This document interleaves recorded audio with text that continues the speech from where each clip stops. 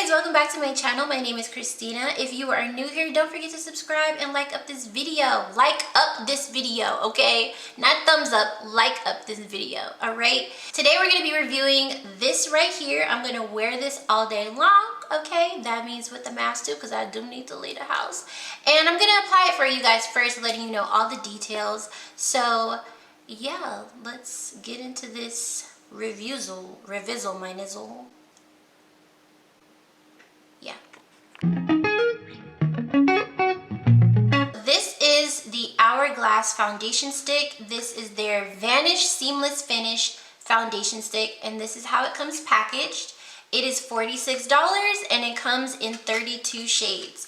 In this stick, you get 0.25 ounces or 7.2 grams. I think that's what that G stands for. So I'm just gonna pull this out. I actually have not opened this since I bought it. It also comes with directions. How nice. I'm going to use a brush for this. I do not have the brush that they sell. I do have a brush that I like though. This is the MAC 170 brush. It's super duper soft and it's synthetic. And this is pretty big. It's about the size of the side of my face. Like, it's pretty big. I like the packaging. Reminds me of a lipstick. And the shade that I got was Natural Amber. Now, oops, sorry if I'm out of focus. Now, we are in a pandemic, so I was not able to swatch this or try this on. I kind of just looked at the shades, asked Reynold, because he was there, asked him which one he thought was my shade. He picked this one too. My skin type right now is normal dry. I am no longer oily, so we will see how this foundation plays on me. My biggest concerns when it comes to foundation is even coverage, because I like for the discoloration around my mouth to be covered, and then also not creasing on me. So it says it's long wearing, doesn't say crease proof. So yeah, let's just get this started. So they say to dot your cheeks. That's what a dot is, okay? My skin ain't clear enough for no dot. Okay, and I'm gonna go ahead and blend out because it said dot my cheek. So I'm gonna blend this out and see. Yeah, it disappeared. Okay, so we're gonna do a swipe. And how this is like this scares me because I feel like I would drop it and it would snap in half. All right, I'm gonna blend it out. It says to do sweeping motions, but I'm not a fan of unnecessarily tugging on my cheeks.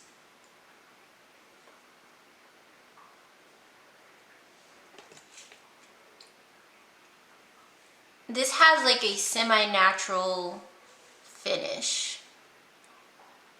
And I'm also not wearing primer, you guys. So that's how it looks. I'm actually gonna put on more because your girl likes to be covered.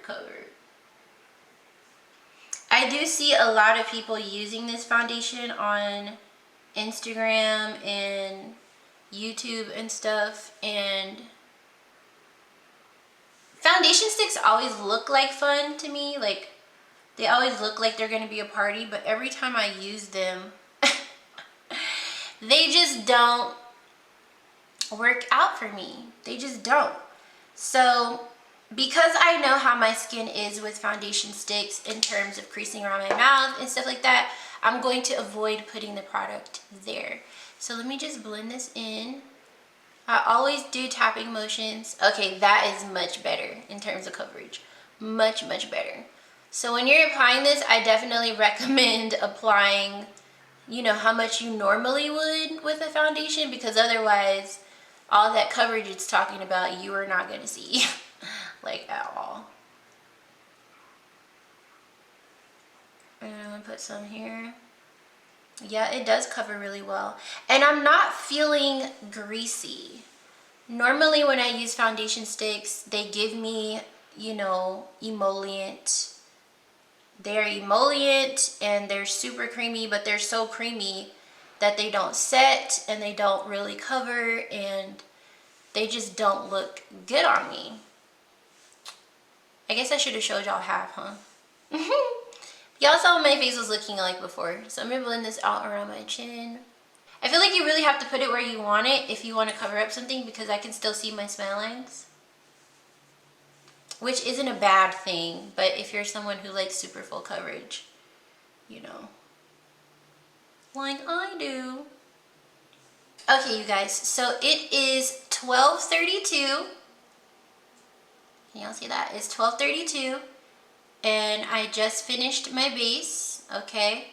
So hopefully, I remember to check. I'm gonna check in with you guys at the end of the day and let you know or see how I look and if I have to touch up or anything like that. My vanity is a mess. I'm just looking at it like... But let's get to the point of this. It is now 8:22. It is now 8:22. Okay. And that means that it's been almost 8 hours. Okay, because I think I put this on at 12:30 something. Y'all should see Sasson. She is really vibing off the fact that I'm back home. So this is what my makeup is looking like. I'm gonna go ahead and, okay, first of all, let me talk about it. It is emphasizing some texture that I have around my chin right now. The foundation is malleable. The coverage is really nice. Would I wear this again? Not likely, because it doesn't play well with some of my favorite products, including but not excluded to what I like to bronze with, which is another foundation, and my concealer. This is one of those foundations that you would wear on its own. If I was gonna wear this again, I probably would put this on for, you know, a couple of hours or something. It is still on my face really well, and I was wearing a mask while I was out and about like you're supposed to.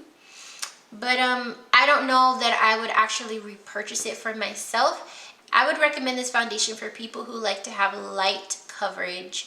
And I say that because it's the fullest coverage. So you really be getting your bang for your buck using something like this, because a little bit will go a long way since it's so pigmented. As far as skin types go, I would recommend this for someone who has a normal skin type.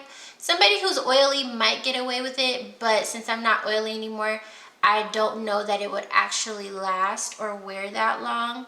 I did have my mask on, like I said, and I do have creasing around my mouth. And y'all saw I didn't put a bunch of foundation right there, so it's not because there's a lot of product. I don't have anything negative to say about the product. I think it does exactly what it says it's supposed to do. Aside from that, I'm not wowed. I'm not super impressed by it or anything. I have a hairy face. I also have a little bit of texture, and it is emphasizing it here on my chin area.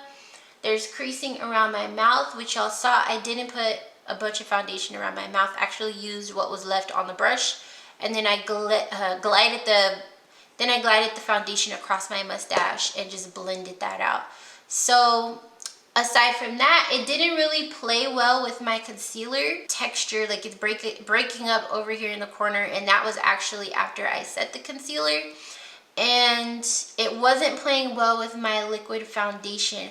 At first, I thought it did, but then I noticed that some product was kind of balling up around my cheeks, and that never happens with any of my other foundations or products. So, but this foundation is a good product nonetheless. Is it a fit for me? No, because I don't like stick foundations, and I don't like the way that they look on my skin. Thank you guys so much for asking me to check this out. I do think it's a really good product. I was surprised with how pigmented it is. Comment down below if you have ever tried the Hourglass foundation or the stick foundation from Hourglass.